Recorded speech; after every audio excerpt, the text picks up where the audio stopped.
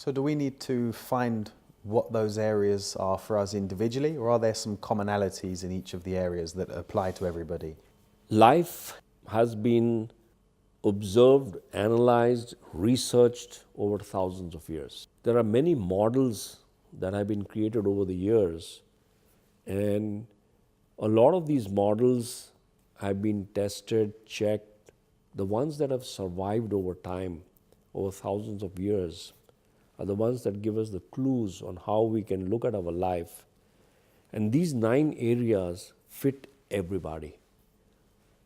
And that's the beauty of looking at our life from these 9 areas, because it's like saying there are 9 buckets, and every single area of your life you can put into these buckets and there's nothing left over. And that's the beauty of working with these 9 areas. Because if you address these 9 areas, every single aspect of your life is guaranteed automatically handled.